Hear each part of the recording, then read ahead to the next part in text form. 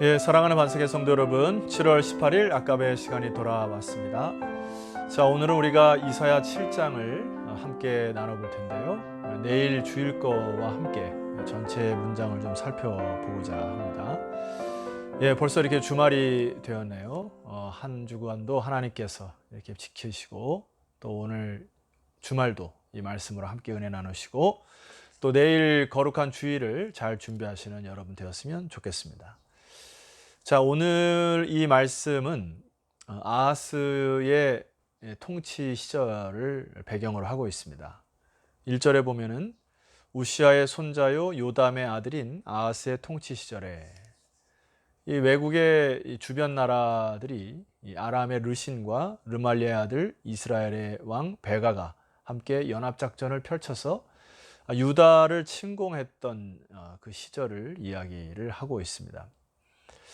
그런데 이들이 1차 침공을 남유다에게 했으나 별로 효과를 거두지 못하자 다시 2차 침공을 한다고 하니까 여러분 2절 말씀에 보면은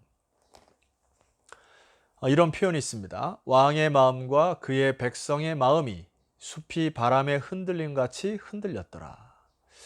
얼마나 이렇게 무섭고 두려웠으면은 그들의 마음이 숲이 바람에 흔들림 같이 이 바람에 흔들리는 그 낙엽처럼 그 가지처럼 막 이렇게 요동했던 것을 볼 수 있어요.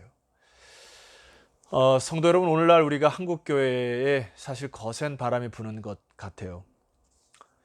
그리고 우리의 인생살이를 살다 보면은 크고 작은 강한 바람들이 여러분들을 세차게 불 때가 있을 것입니다. 그때 우리의 마음에 이 숲이 막 흔들릴 때 여러분들은 어떻게 그 상황들을 이겨나가시는지 한번 질문하고 싶습니다. 여러분에게는 어떤 방도가 있습니까? 저는 개인적으로 인생을 좀 살다 보니까 정말 그때는 아무런 방도가 없고요. 그냥 하나님 앞에 무릎 꿇고 또 말씀 하나 붙들고 그 시절을 견뎌야만 어느 순간 이 폭풍우가 지나가는 그 서강의 빛을 경험했던 그런 것들을 제가 기억이 납니다. 하나님께서도 이 시기에 이사야 선지자를 통하여 하나님이 말씀하시는 것으로 그들에게 말씀하시는 것입니다. 그래서 그 아하스 왕에게 이사야가 자기의 아들 스왈야습을 데리고 가거든요.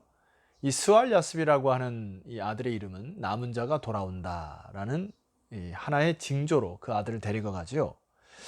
그러면서 이제 그 아하스와 백성들에게 이렇게 하나님이 권면하십니다. 4절 너는 삼가며 조용하라. 르신과 아람과 르말리아의 아들이 심히 노할지라도 이들은 연기나는 두 부직갱이 구루터기에 불과하니 그러므로 너희들은 두려워하지 말고 낙심하지 말라는 말씀을 하죠. 그런데 그들의 마음이 흔들리는 게 잡히지 않은 것 같아요.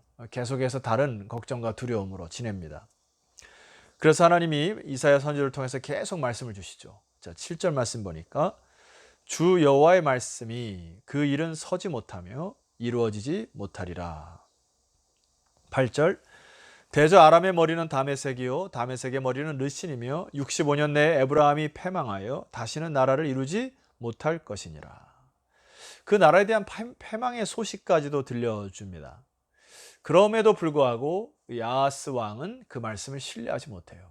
그래서 여러분 9절 말씀 보니까 하나님이 이렇게 이야기를 합니다. 만일 너희가 굳게 믿지 아니하면 너희는 굳게 서지 못하리라. 그래서 하나님이 그들에게 굳은 마음으로 굳센 마음으로 버틸 것을 말씀하심에도 불구하고 이에 대한 아하스 왕의 선택이 무엇입니까? 여러분 10절 11절의 말씀 보니까 하나님이 이사야를 통하여서 그러면 너희들은 나에게 확실한 징조를 하나 구하라 하니까 아하스가 이렇게 얘기를 하죠. 나는 구하지 아니하겠나이다. 나는 여호와를 시험하지 아니하겠나이다.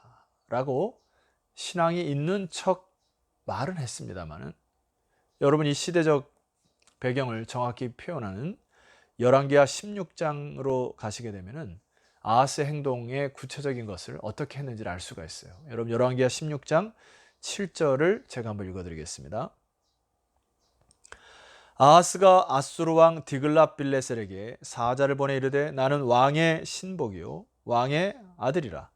이제 아람 왕과 이스라엘 왕이 나를 치니 청하건대 올라와 나를 구원하소서. 자, 아하스의 지금 행동은 어떤 행동이죠? 드글랏빌레셋 아수르 왕을 의지하고 그에게 빌붙는 상황. 그 다음에 이 사람이 이제 이야기하는 것을 보니까 뭐라고 얘기했냐면 나는 왕의 신복이요 왕의 아들이라 하면서 그의 신앙의 절개까지 다 팔아버리고요. 자존심도 다 팔아버리고 마치 이 정치적 계략과 술수로 그 상황을 모면하려고 하는 이 잔머리를 굴리는 것을 볼 수 있습니다. 여러분, 이러한 상황에 맞닥뜨릴 때 보통 세상 사람들은 그렇게 하는 것이 당연하다 싶어요.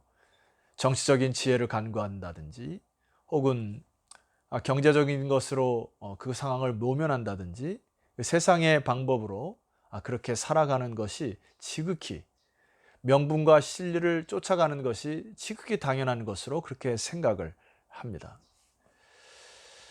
그러나 사실 여러분, 우리에게 크고 작은 문제가 왔을 때 이 아하스의 태도와 선택에 여러분들이 좀 빨간불을 켜셔야 합니다. 왜냐하면 결과적으로 이 어려운 상황 속에서 내가 의지했던 권력이 혹은 내가 의지했던 경제력이 내가 의지했던 어떤 개인적인 노력들이 나중에는 궁극적으로 그것들이 나를 패망시키는 하나의 요인이기 때문에 그렇습니다. 제가 지난주에 새롭게 하소서 프로그램에 나오신 진호 박이라고 하는 음악 선교사님이 계십니다. 이분이 목회자의 아들로 자라다가 어쨌든 아버지가 구세군의 목회자로서 미국에 건너가실 때 어렸을 때 그 속에서 많은 따돌림과 왕따와 그리고 어려움을 지내다가 이 스트레스를 견디지 못하고 마약에 손을 대죠. 그리고 그 마약에 손을 대고서요 한 20년 동안 마약의 그 수렁의 늪에서 헤어나오지 못하는 것을 아주 솔직히 고백하더라고요. 그런데 이분이 뭐라고 표현하냐면은 처음에는 쾌락으로 시작했던 이 마약이 나중에는 고통으로 변하기 시작하고요. 결과적으로 잠을 잘 때에도 뱀이 자기를 집어삼키려고 하는 꿈들을 많이 꾸면서 칼을 품고 잤던 경우도 많이 있답니다. 여러분, 이것처럼 말입니다. 우리에게 달콤한 유혹이나 쾌락들, 또 세상의 권력과 내가 의지했던 것들이 나를 집어삼키는 것들을 여러분 인생살에서 경험하셨을 것이에요. 그러나 이 선교사님도 궁극적으로 하나님의 은혜 가운데 다시 마약을 끊을 수 있었고 뿐만 아니라 자기가 참 좋아하는 피아노를 통해서 이제 하루하루 음악 선교사로서 기쁨으로 살아가는 그 신앙 간증을 듣고 참 많은 도전을 받았습니다. 자, 성도 여러분, 오늘 하나님께서 우리에게 징조를 하나 보여주시는데요. 이 징조의 말씀을 붙들고 오늘 하루를 사시고 또 남은 인생 승리했으면 좋겠어요. 오늘 14절 말씀입니다. 그러므로 주께서 친히 징조를 너에게 주실 것이라. 보라, 처녀가 잉태하여 아들을 낳을 것이요 그의 이름을 임마누엘이라 하리라. 여러분, 임마누엘이라는 뜻 잘 아시죠? 그것은 하나님이 우리와 함께 하신다. 스왈야습이라고는 아들을 데려갈 때 아스가 무시했어요. 그의 선택과 결단은 잘못된 것입니다. 하나님이 그에게 혹은 오늘날 우리에게 이 임마누엘이라고 하는 징조를 우리에게 허락하셔서 남은 인생도 이 언약의 말씀 붙들고 살아가시기를 주님께서 바라시는 것입니다. 그리고 오늘날 우리에게 동일하게 말씀하시죠. 너희가 굳게 믿지 아니하면 너희는 굳게 서지 못하리라. 성도 여러분, 믿음에 굳게 쓰셔야 합니다. 그리고 말씀 안에 굳게 쓰셔야 합니다. 때로는 개인적인 생각이나 판단이 많이 잘못될 경우가 많아요. 그러나 오늘 우리 시대는 믿음으로 굳게 쓰셔서 여러분 남은 자로 살아가심으로 거룩한 시의 축복이 저와 여러분의 삶에 가득하기를 소망합니다. 기도드립시다. 하나님 아버지 감사합니다.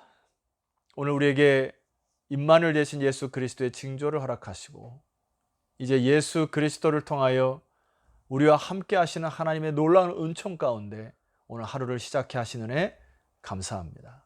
오늘 하루도 믿음으로 승리하는 믿음의 백성들 다 되게 하시고 믿음으로 굳게 서서 하나님 그들의 인생과 우리의 삶의 남은 인생들이 하나님 앞에 사용되어지는 놀라운 축복의 인생이 되게 하옵소서.